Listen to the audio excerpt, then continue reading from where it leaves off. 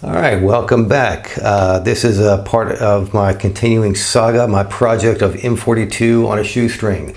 Is it possible to put together a nice, fun M42 film 35mm SLR system on a shoestring budget? And I believe the answer is yes. And today we're going to talk about the Pentacon 50mm f1.8 lens.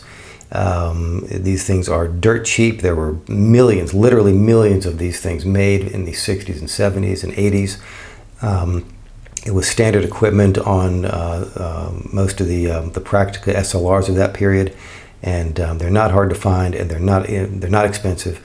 So are they any good? Are they worth picking up? And I believe the answer is yes. So here's a little bit of background. The Pentacon 50.1.8 was originally introduced, I believe, in 1960. Web resources I've found indicate 1960. I can't confirm that. As the Meyer Optic Görlitz, I hope I'm pronouncing that correctly, Oreston 50mm f1.8. That company then merged with VEB Pentacon Dresden in 1968, and the Oreston name was dropped, and it simply became the Pentacon Auto 50mm f1.8. Auto obviously referring to auto return diaphragm. There was no automatic exposure capability at that time. Subsequent versions are marked with multi-coating or electric.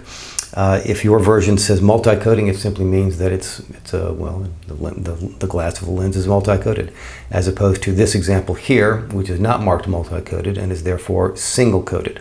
Although I did a couple of flare tests with the sun in the frame, and I was fairly well impressed. I did not, I mean, there's noticeable flare. You can see the flare, but it doesn't destroy the image, and I was pretty impressed with that. Electric simply means that on the back of the lens there are going to be some electrical contacts right around this area, which are designed to mate with similar contacts on some of the later generation Praktica SLR cameras. I guess that would be probably in the 80s, I think. So in around the maybe late 70s, certainly by the 80s, there were a couple of manufacturers of M42 mount cameras which pioneered systems to permit the lenses to remain open while metering, as opposed to using stop-down metering, which was traditional for M42 mount systems.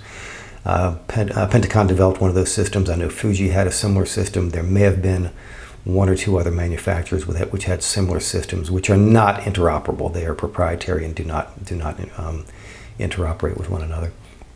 But optically and mechanically, it does not change the lens. It does not change the function of the lens whatsoever. If your version says electric or if your version says multi-coating, it does not alter in any respect whatsoever your ability to use that lens on a mirrorless camera or a M42 mount 35mm SLR. So don't concern yourself with that. Let's see here. All versions share the same optical formula, which I believe is six elements. Every resource I found online indicated this is a six-element design, excuse me. One web resource indicated it was 4 optical groups, so I put a question mark there. Is that correct? I don't know. Definitely 6 elements, possibly 4 groups. All versions have 6 aperture blades. All versions have an f-stop range of 1.8 to 16, a 49mm filter thread, and here's a neat feature of this lens, a close focus of 33 centimeters. That's a big deal. If you do macro work or if you do close-up work, that's a big deal. Yeah, here we go. 33 centimeters right there. That's nice. That's really close. I did some close-up work with this lens. I never maxed it out. I never got as close to 33 centimeters. I did a few close-up shots. I've put I've put exactly 5 rolls of film, shot 5 rolls of film with this lens, all black and white film. In fact, all, I believe, Filmapan 100.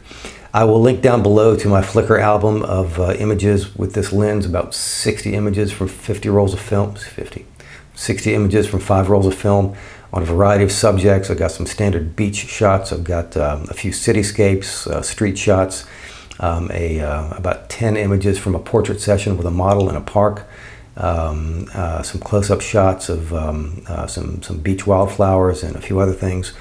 So it's a pretty good variety, which I think demonstrates the capabilities and characteristics of this lens, other than color rendition, obviously. I mean, these are all black and white shots.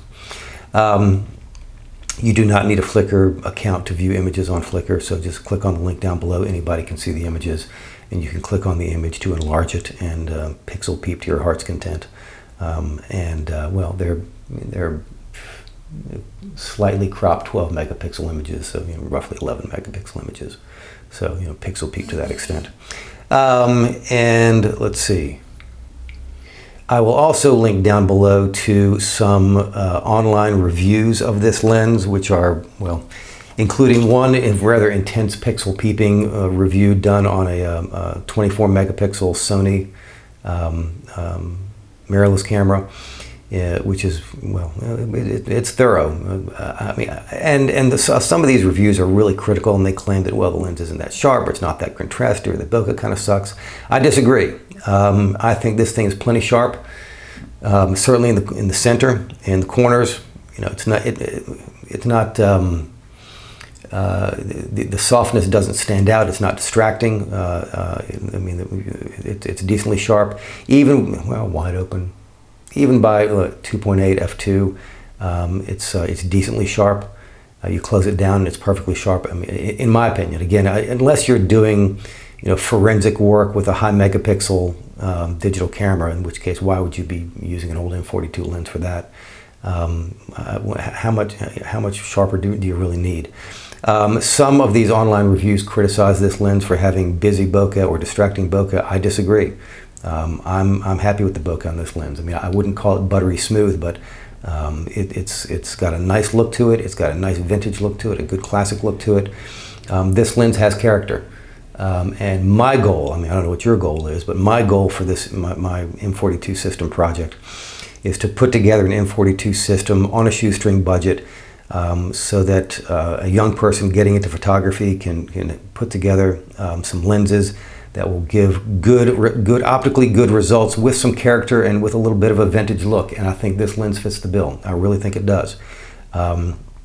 If you are on a budget and if you're putting together a 35 millimeter system and you want to and you need a good normal lens, I recommend it. I would recommend this lens.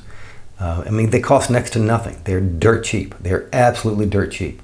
There are plenty of 50 millimeter lenses in the M42 system. I mean, like that's an understatement. Lots and lots and lots of different branded lenses in the M42 system, particularly in the 50 millimeter, 55 millimeter range. Many of them have sort of cult followings and they're a little pricey. This one ain't. There's no cult following for this lens. And to the extent it does, the prices are kept down simply because it's so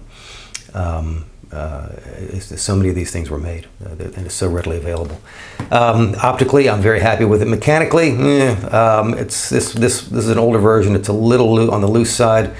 On this one in particular, the aperture ring is a little sloppy. It's a little loose. I wouldn't say it has. I mean, it just sort of slides. It doesn't even click. I mean, you can sort of feel a bump in between apertures, but it's nothing that I would call a click. This is one of, I've got another Pentacon lens, a 135 millimeter that has a sloppy aperture ring, and I'm wondering if that's not a characteristic of the brand. Is it a common, I mean, I don't know. Those are the only two Pentacon lenses I own. And I'm wondering, if you have more experience with Pentacon lenses than I do, leave a comment. Is it a common problem? Do these lenses tend to suffer sloppy aperture rings over time? I'm not sure. Maybe. I found one other online review complaining of a sloppy or loose aperture ring. So when you're shooting this lens, you do need to keep an eye on the aperture to make sure that it doesn't slide off the set aperture while focusing, because that happened to me a number of times. So word to the wise. I think that I mean, I don't want to sound like the ugly American, but I think that with a lot of the equipment manufactured in the Eastern Bloc and the communist states, the optical quality was quite good. Mechanical quality not as good as contemporary Japanese manufacturers, put it that way. I think that's fair to say. If you disagree, let me know. I mean, if you grew up in East Germany or in the Eastern Bloc and you have some experience with the products of that period and that time, let me know. Let me know what the truth is. So I'm happy to be corrected. Okay, so that's what I've got for you today. Check out my images. I will also post links to a couple of online reviews. A couple of them, again, I think are a little overly critical, but you know, make up your own mind. It depends on what you're after and why you're buying the lens. If you just want to have some fun with a nice, inexpensive film camera system, 35mm system, and N42 mount, and you're looking for something with decent optical quality that's going to give you a nice vintage look, you know, look no further. Really, these things are cheap. They're not hard to find, and it does all that. Okay. I do hope you found today's video informative or amusing or entertaining or a combination thereof. If so, please do like, subscribe, and as always, check out the links down below. Thank you. Bye-bye.